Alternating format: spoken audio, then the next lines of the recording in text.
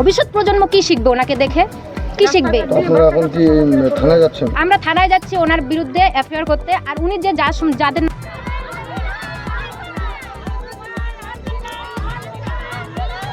কাউখালী বিধানপল্লী এলাকার এক অ্যাডভোকেট তার বিরুদ্ধে বিভিন্ন অসামাজিক কাজকর্মের বিরুদ্ধে এলাকার মহিলাদের গণডেপুটেশন তথা বিক্ষোভ মিছিল।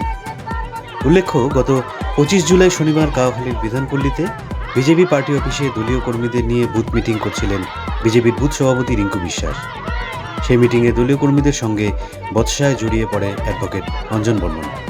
রিঙ্কু বিশ্বাসের অভিযোগ, অঞ্জন দলের কেউ নন, দলে এসে দলীয় মিটিংয়ে বাধা দেওয়া তার উচিত হয়নি। পরে দলীয় কর্মী এবং সেই অ্যাডভোকেটের সঙ্গে বিষয়টি হাতাহাতি পর্যন্ত গড়িয়ে যায়। এই হাতাহাতিতে অ্যাডভোকেট অঞ্জন বর্মন এবং বিজেপি বুথ সভাপতি রিঙ্কু বিশ্বাস দুজনেই আহত হন এবং উত্তরবঙ্গ মেডিকেল কলেজে চিকিৎসা করেন। পরে দুপক্ষই থানায় লিখিত অভিযোগ দায়ের করেন। আজ এলাকাবাসী তথা এলাকার মহিলা মণ্ডল দ্বারা অ্যাডভোকেট অঞ্জন বর্মনের বিরুদ্ধে একাধিক অভিযোগ নিয়ে উত্তরবঙ্গ মেডিকেল পুলিশ আউটপোস্টে গণডেপুটেশন জমা দেন। বিভিন্ন অভিযোগ জমা পড়ে আজ পাড়ার এলাকার মহিলা মণ্ডলের পক্ষ থেকে, গ্রামবাসী তথা মহিলা বৃন্দের পক্ষ থেকে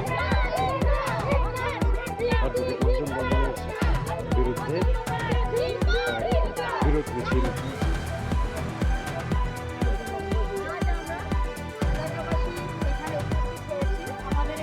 দীর্ঘদিনের খুব শান্তিপূর্ণ এলাকা, আমরা খুব শান্তিপূর্ণভাবে এখানে বসবাস করতাম। কিন্তু আমাদের দুঃখের বিষয়, আমাদের মাঝে একজন অ্যাডভোকেট এখানে হয়েছেন।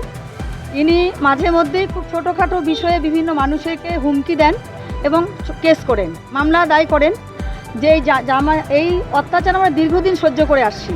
বিগত কয়েকদিন আগে গত শনিবার আমাদের এই বিজেপির কার্যালয়ে একটি মিটিং।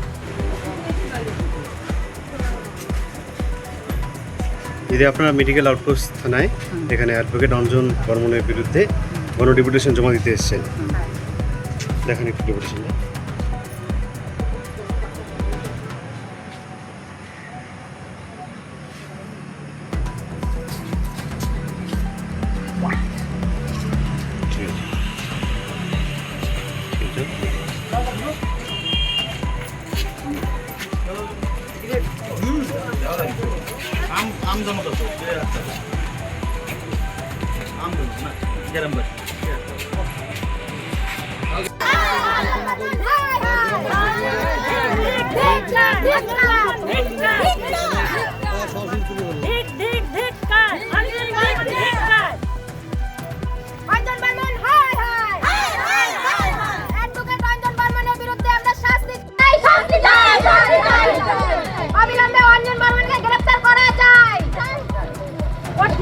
করতে হবে অবিলম্বে অঞ্জন বর্মন কমিশনের হবে করতে হবে।